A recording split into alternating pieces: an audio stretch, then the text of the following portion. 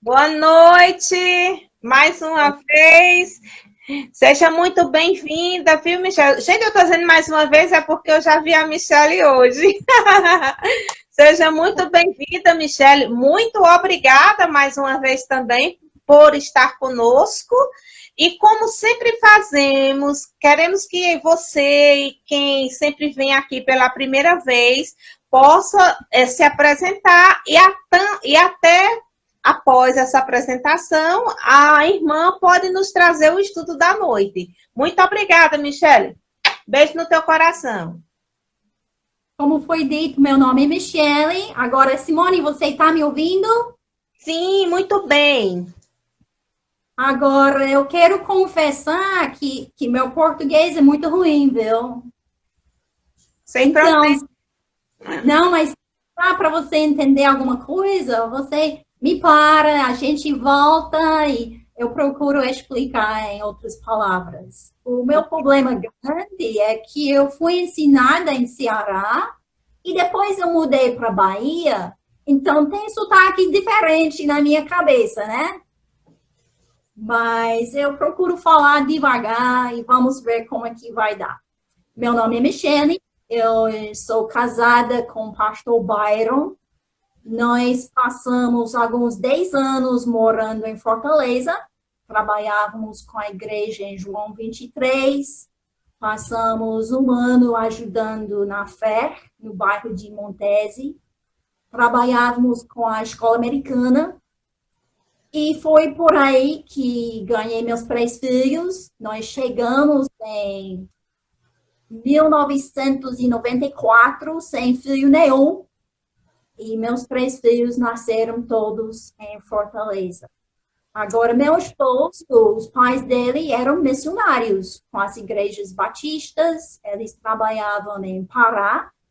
Então, algumas pessoas conhecem meu esposo desde aqueles anos, quando era jovem, e ele mesmo estudava na escola americana. Então, nós voltamos, de certa forma, para ele trabalhar no mesmo lugar, na escola americana e em igrejas.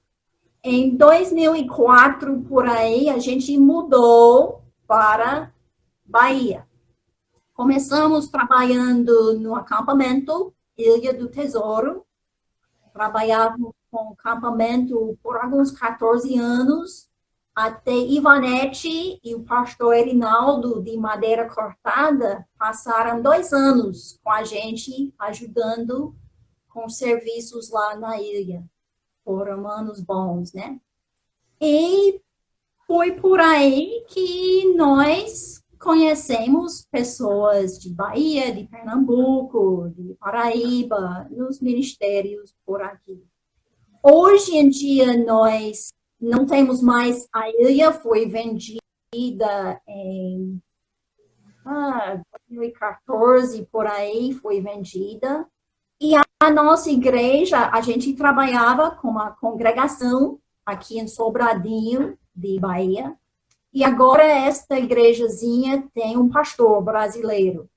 Então ficou em 2018 sem acampamento, sem igreja, e nós começamos um trabalho de evangelismo no interior. A gente viaja muitas vezes no tipo de buggy, chamado gaiola, estradas todas de chão, fazemos estudo. Agora, tudo isto teve uma parada em março da quarentena, mas recentemente a gente tem feito uma viagem rápida para visitar pessoas e vamos tentar ir nesta semana e recomeçar. A gente para em casas, fazemos estudos, às vezes. Agora, como falei, a gente tem 3 filhos. O meu maior tem 25 anos, o William, ele já está casado, está nos Estados Unidos, fazendo o mestrado em teologia. O meu filho do meio, o Dalton, ele completou 23 nestes dias. Ele tem um bom emprego, tem 2 filhos pequenos, casado, e ele luta Ele é lutador de MMA. Ele é muito forte. E meu bebezinho, caçula, né? O Grayson, ele tem 20 anos. E nesses dias ele começou só recentemente ajudando numa igreja na área de música. Foi nesta semana. Ele estava estudando música numa universidade cristã e com a parada da quarentena e outras coisas, agora ele não vai voltar para os estudos. Mas é bom que ele está fazendo isto. Ele mora com uma família de uma das nossas igrejas lá. Então, eu estou numa casa sem filhos nestes dias. Ninho, né? Vazio. Então, em 2018, quando a gente voltou sem os nossos filhos, eu procurava por alguma coisa para ocupar um pouco do meu tempo. Porque sem filhos em casa tem menos roupa, tem menos pratos, tem menos serviços. E eu comecei um ministério chamado Sombrinhas de Oração. Então, hoje em dia, especialmente com a quarentena, isto tem ocupado muitas horas do meu tempo, uma coisa boa. A gente promove oração e ensinamos um método de orar com desenhos, chamado oração visual. Agora, eu não vou falar tudo, você pode procurar quem quiser depois, e alguns devem conhecer um pouco do trabalho. Mas os versículos de Salmo 77 são a base bíblica do método de sombrinhas. E são os versos que a gente faz estudo nas oficinas que faríamos antes da quarentena. Então, hoje eu vou falar um pouco desses versos do capítulo 77. Vou dar um pouquinho do contexto. Vamos ler de novo, mas os versos são alguns, são 20 versos, então não vamos ler todos de novo. E eu vou aplicar um pouco disso para vocês. E no meio eu vou falar um pouco do meu testemunho. Porque estes versos falam muito bem de uma temporada que passei, aliás, na minha vida. Certo? Então, vamos começar. Agora, pensa um pouquinho comigo. Eu acho que todo mundo aqui tem celular. Estamos usando o celular para fazer este live, né? Eu não sei de você, mas muitas vezes eu sento, quando não tem mais nada a fazer, eu olho nas fotos que está no meu celular. Às vezes tem que não prestou, então é só deixar desaparecer, né? E lá vai, não tem mais. E se tirar uma coisa do celular, não tem retorno, né? Já vai, não tem mais. Pensa um pouquinho comigo, se você poderia mudar um momento da sua vida. Alguma coisa do passado. O que seria? O que seria? Neste mesmo jeito que a gente tira fotos do nosso celular, a gente podia escolher uma cena da nossa vida. Já se foi. Não tem mais. Uma briga feia. Uma mentira. Uma palavra crítica que tem jogado sem querer, né? Talvez, não sei, uma compra mal feita. Eu sei que eu teria uma lista de possibilidades. Uma lista de possibilidades. E eu vou contar uma cena da minha vida que seria bom tirar. Agora, não vai ser segredo mais, porque estamos numa via pública, né? Mas, por favor, ninguém vai espalhando o meu segredo, viu? Desta cena da minha vida, alguém tirou foto. Então, foi registrado. E por um tempo, eu guardei a foto no meu diário. Mas seria uma coisa melhor apagada. E eu vou pintar um pouco da cena para vocês. Foi em cima do açude lá de Cedro, perto da Galinha Choca. Você conhece a Galinha Choca? Perto de Quixeramobim? Pois, indo de Fortaleza para Bahia, a gente passava muito esta Galinha Choca. E às vezes parávamos para andar em cima do açude. Mas este dia foi um vento muito forte, soprando, e tava junto os meus 3 filhos, todos pequenos. O menorzinho tinha 4 aninhos de idade. E foi por aí que meus pais estavam juntos com a gente. Eles tinham viajado para nos visitar, estava junto, estava em Bahia e estávamos levando eles para Fortaleza para sair no aeroporto, né? No avião. Estava também junto um missionário americano e ele gostava de tirar fotos. Então, lá em cima daquele açude alto, não tem um cercado para proteger criança pequena, os meus filhos estavam querendo correr. E eu estava com tanta raiva, porque a minha mãe estava angustiada, ela queria sair, ela queria ir logo para Fortaleza, ela não estava pensando, ela não estava sentindo bem, meu pai estava sem paciência, e a gente parou neste lugar. E eu olhei para um dos meus filhos, e eu estava fazendo assim. E naquele momento, o missionário tirou a minha foto. Eu não acho que ele queria pegar mesmo aquele momento. Mas ele pegou. Depois ele me entregou todas as fotos daquela viagem e foi por aí este foto. Eu guardava. Às vezes eu pensava em rasgar, porque era muito feio. Foi um momento ruim na minha carreira de ser mãe. Coisa feia. Não era um momento de glória para mim. Já pensou no seu momento? Eu tenho outros, mas eu vou contar mais daqui um pouco. Mas vamos olhar no texto. Porque eu acho que o homem que escreveu estes versos de Salmo 77 teve alguns momentos do passado que ele gostaria de apagar. Em versículo 1, o Asaf, que escreveu este salmo, ele disse: clamei a Deus com a minha voz, e Deus levantei a minha voz, e ele inclinou para mim os ouvidos. E ele começa a falar, em versículo 2, 3, 4, das tristezas da sua vida. Ele era um músico, como meu filho Grayson.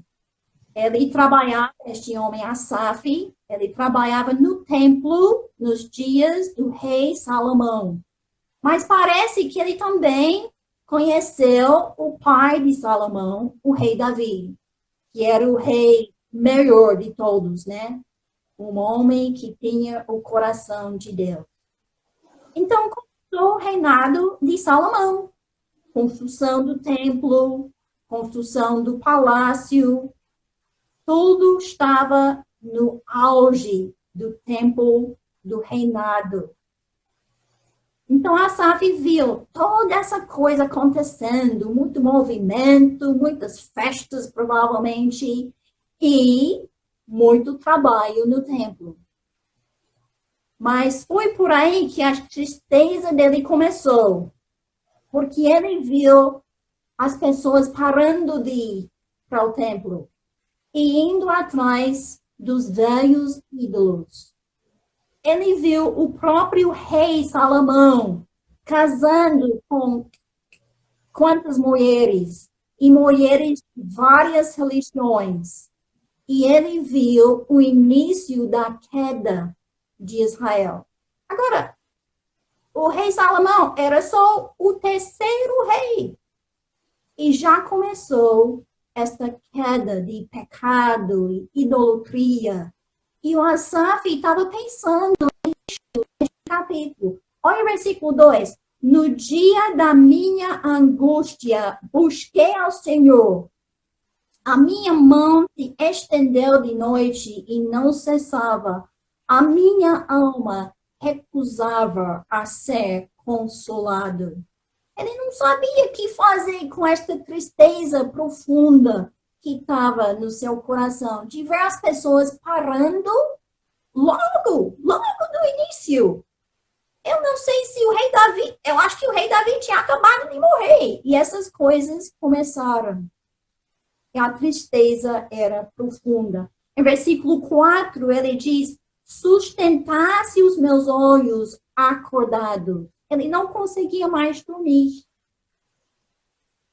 Eu passava 366 dias no ano da minha vida mal dormindo. Dormia muito pouco. Começou no setembro de 2013. Foi uma temporada escura na minha vida.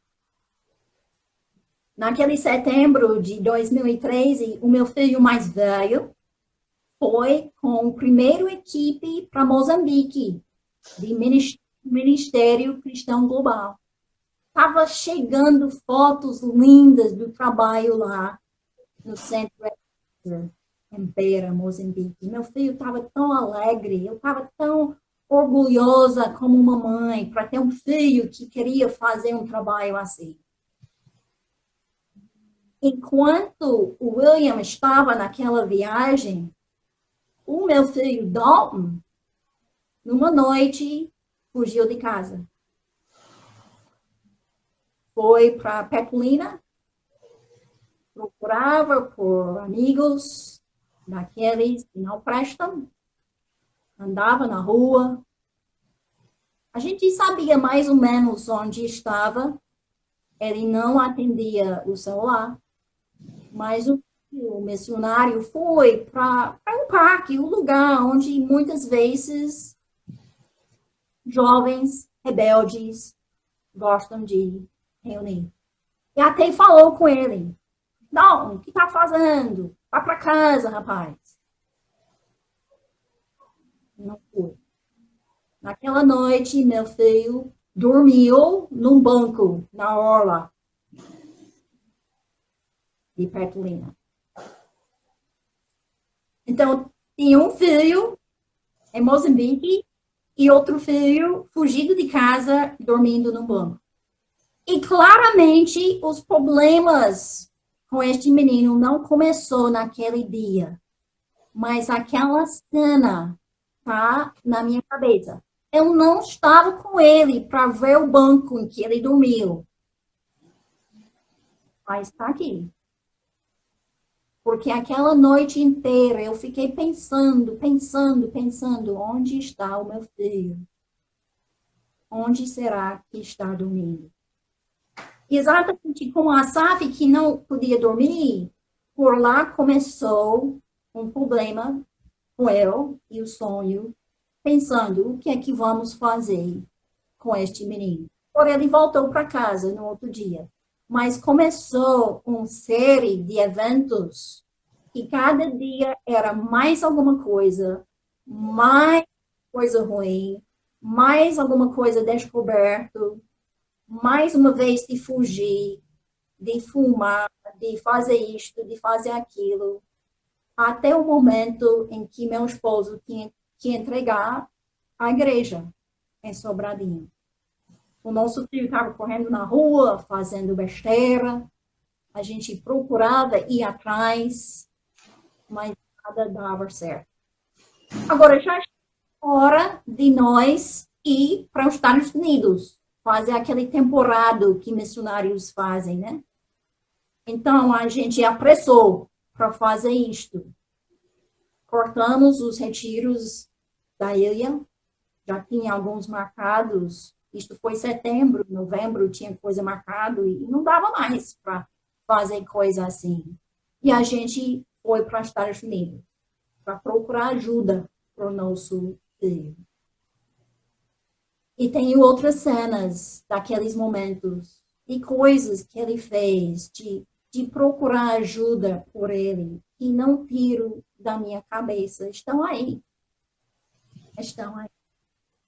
E eu cheguei com a Asaf para pensar, será que Deus esqueceu de mim? Olha em versículo 9. Esqueceu-se Deus de ter misericórdia ou entregou ele as suas misericórdias na sua ira? Quando estamos numa situação horrível, que a gente não consegue controlar, muitas vezes perguntamos, oh Deus, o que foi que eu fiz para merecer isto? Deus, onde está? Você não está vendo? A gente, mas para que Deus não está agindo. E isto aconteceu com a gente por 366 dias. Pois é, foi de luto para sobreviver um pesadelo, quase que matou meu casamento, tem sequelas ainda na vida da minha família. E a gente não como lidar com toda aquela coisa. Mas as pessoas estão numa situação difícil, é tudo abstrato. A gente não consegue ver a verdade, porque os nossos sentimentos são mentirosos. Deus não está aqui. Deus não está indo. Mas isto não é a verdade.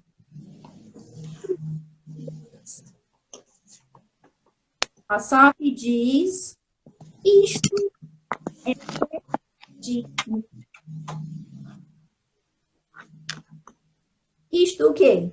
Toda aquela coisa de pensar e avaliar a tristeza que ele estava passando, sem poder resolver. Ele diz, é doidez. Mas no meio de 10, olha, ele diz, mas eu lembrarei dos anos da destra do Altíssimo. Contei da cena do meu filho dormindo num banco. Seria muito bom tirar aquele pensamento. Pois, tem outra cena que eu quero passar para você. Eu diga se ela, quando meus filhos eram pequenos, e a gente caminhava. E lá, trilhas bonitas para caminhar, viu? Pavimentados, com árvores, plantas bonitas. E aí, nesses dias, a gente estava correndo atrás de ajuda para nosso filho. Vamos caminhar? Você precisa sair daquela casa? Lá naquelas coisas, vamos caminhar. E ela me chamava. E a gente para trilha caminhar. Lindo lugar. A trilha, ela parou. Eu lembro exatamente do lugar. E para mim, está na hora de você parar com as coisas que está fazendo. É meu filho que é rebelde. Tá falando de quê? Porque nas caminhadas eu falava com ela, olha, o Dom fez isto, o Dom fez aquilo. Eu disse, não, é hora de você parar com as coisas que está fazendo. Mas o quê? O que eu vou parar de fazer o quê? Eu estou orando com meu filho. Ele disse, não, você está tentando ser o resgatador do seu filho. Sempre ligando, procurando conselheiros e psicólogos e médicos e vamos analisar, e vamos para outra escola. Ela disse, está na hora de você parar de olhar para como resolver a situação do seu filho e entregar tudo na mão de Deus. Eita, eu fiquei um pouco raivosa, viu? Não gostei dessas palavras. E eu fui para casa. Mas eu lembro daquele lugar. Não faz mais 2, 3 dias que uma outra amiga que falava muito comigo no vídeo, chamada ao vídeo, né? Porque ela morava em outro país. Ela, mesma coisa.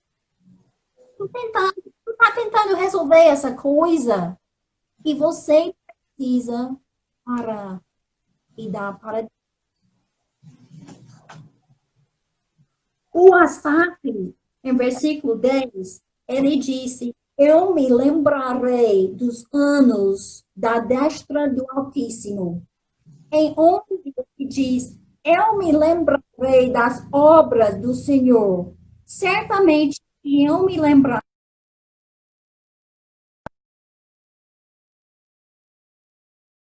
Meditarei também em todas as tuas obras e falarei dos teus feitos. O teu caminho, ó Deus, está no santuário. Quem é Deus tão grande como nosso Deus? Eu queria ser a grande mãe para salvar o filho. Deixar Deus trabalhar. Eu queria ser a pessoa para resolver tudo. Eu não estava nem deixando o meu esposo fazer o trabalho dele. Naquele dia, com a segunda amiga, num vídeo chamada, eu disse em frente dela, eu estou fazendo essa coisa do meu filho. E eu levantei as minhas mãos para ela ver. E eu estou dando para Deus e para o meu esposo. Agora eu vou te dizer que no outro dia, o meu filho não mudou. Piorou, até piorou. Iniciou o início do fim. Mas eu mudei. Foi um momento de decisão. E eu acho aqui, no meio de versículo 10, foi um momento de decisão por Asaf. Agora, este salmo é uma oração, é uma conversa entre um servo de Deus e o Criador. Ele começa falando de todos os seus problemas. E Deus ouviu. Deus deixou ele falar qualquer coisa. E Deus estava esperando, por versículo 10, para Asaf parar de olhar para os problemas e começar a orar para o Deus verdadeiro.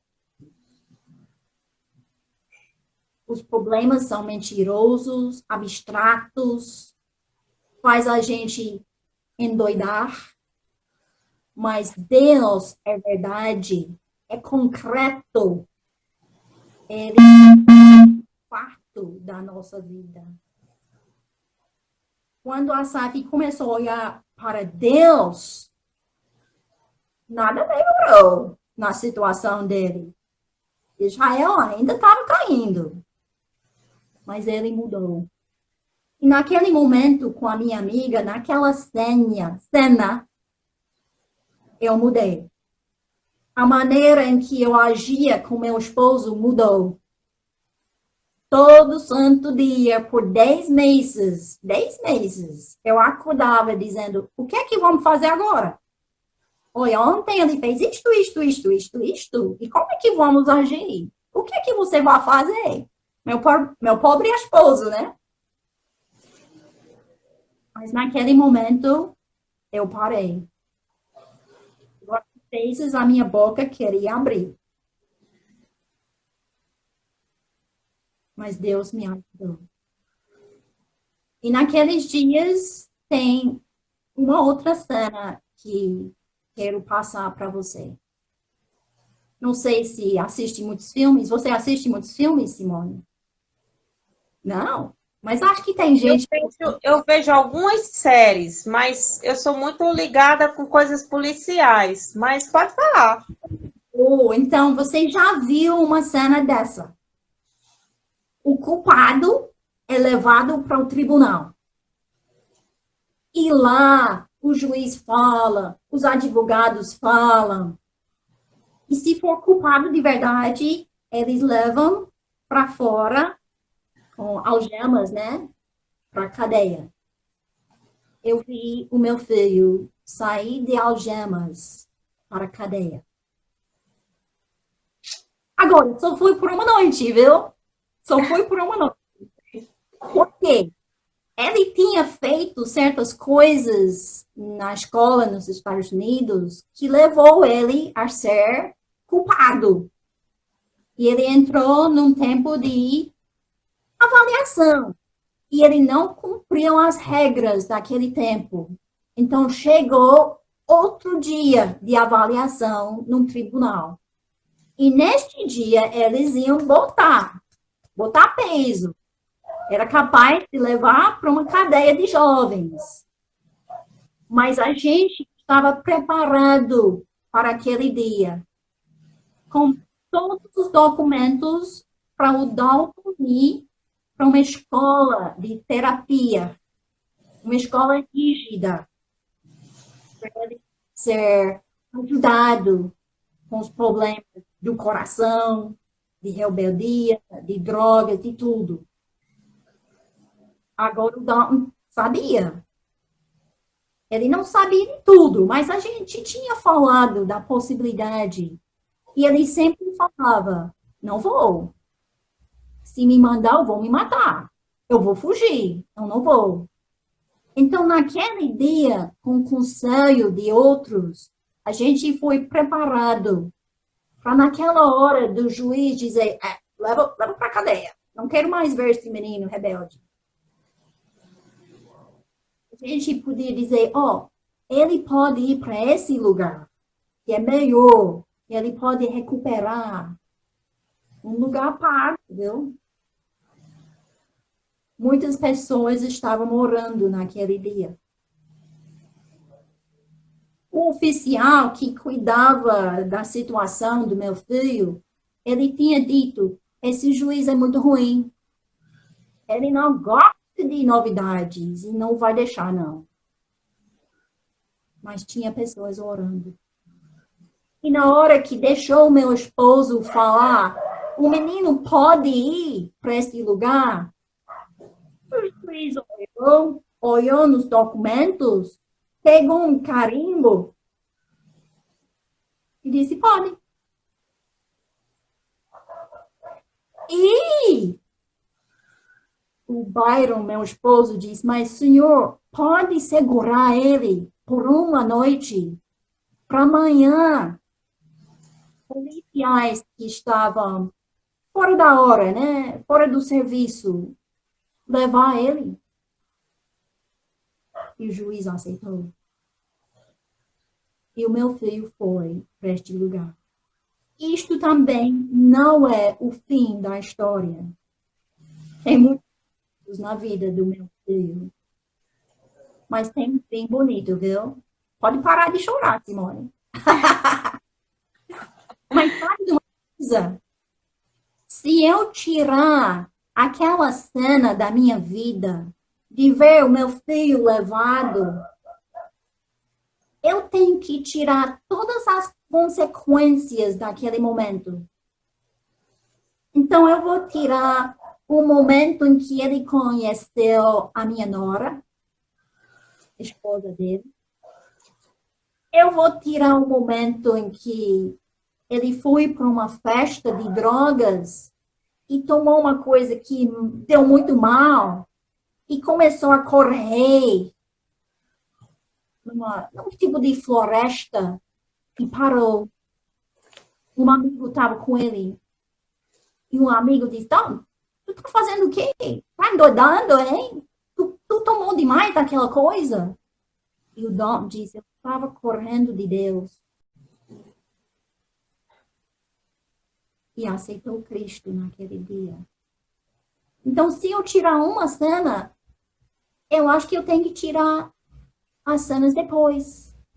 Porque toda aquela tristeza levou o meu filho para o ponto de aceitar Cristo de verdade. No momento em que o Dalton ligou para dizer, mãe, eu aceitei Cristo, eu lembro das palavras dele. Eu posso ver ele falando no celular. Ele diz, mãe, eu vi Jesus. Como? Ele viu Deus por quem ele é. Realmente, verdadeiramente, por ele. Asaf fez isto. Nos últimos versículos deste capítulo, ele começa a citar coisa depois de coisa que Deus fez. Fala de muitos atributos e qualidades divinas de Deus. Deus criador, Deus poderoso. Fala do braço de Deus que levou o povo. Versículo 20 diz: guiaste o teu povo como a um rebanho pela mão de Moisés e de Arão. No meio de tristeza, a gente pensa que Deus não está nos vendo. Precisamos virar e olhar para Deus. Agora, estes são os versos que a gente usa nas oficinas de sombrinhas. Estudamos um por um, falamos. E a gente diz nas oficinas, falando dos passos de fazer uma oração visual, que não é bem melhor começar no meio onde o Asaf viu Deus nas nossas orações. Então, toda aquela coisa do método de sombrinhas é para começar em louvor por quem Deus é. As pessoas escolhem um atributo ou característica de Deus, procura por versículos e depois faz o momento de intercessão. E por aí pode desenhar. Agora, sempre tem gente que diz que não sabe desenhar, mas isto é outro lado, viu? Falado. Mas para mim, naquele momento que eu fiz a decisão de entregar as coisas para Deus, foi um momento de decisão, de olhar para quem Deus é. Parar de olhar para mim. Então, isto é a minha palavra. Mas eu quero ler mais alguns versículos antes de fechar este momento. São versos de 2 Coríntios, capítulo 4. 2 Coríntios, capítulo 4. Eu vou começar com o versículo 15. Diz: porque tudo isto é por amor de vós, para que a graça multiplicada por meio de muitos faça abundar a ação de graças para a glória de Deus. Por isso, não desfalecemos, mas ainda que o nosso homem exterior se corrompa, o interior, contudo, se renova de dia em dia. Porque a nossa leve e momentânea tribulação produz para nós um peso eterno de glória muito excelente. Deus usa essas coisas na nossa vida. Às vezes eu gostaria de tirar algumas fotos da minha cabeça, né? Mas Deus usa isto para me moldar. E agora estou num lugar tão melhor na minha vida. E às vezes eu quero até agradecer meu filho por aqueles momentos difíceis. Eu agradeço a Deus todo dia, desde o dia que o Dalton disse, mãe, acertei as coisas com Deus. Mais de 3 anos.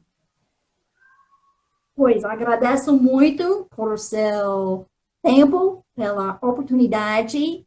Eu espero, não que gostou da minha palavra, mas que foi útil e que tocou no coração de alguém. Amém. Com certeza. Obrigada, viu? Obrigada, irmã Michele. Não só faço suas palavras assim, a nossa. Tocou o meu coração. E eu sei que tocou o coração de muitas que estão aqui e ouviram o seu testemunho. Muito obrigada. Eu quero deixar já aqui o espaço aberto para que você retorne outras vezes e nos traga. Não teve nenhuma palavra dita em inglês ou em português que nós não tenha entendido. Fala muito bem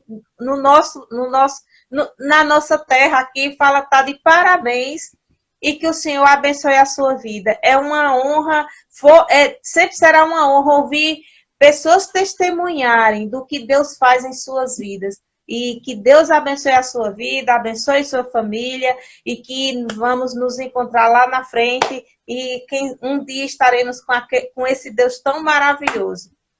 Bom, beijo no teu coração, mulher.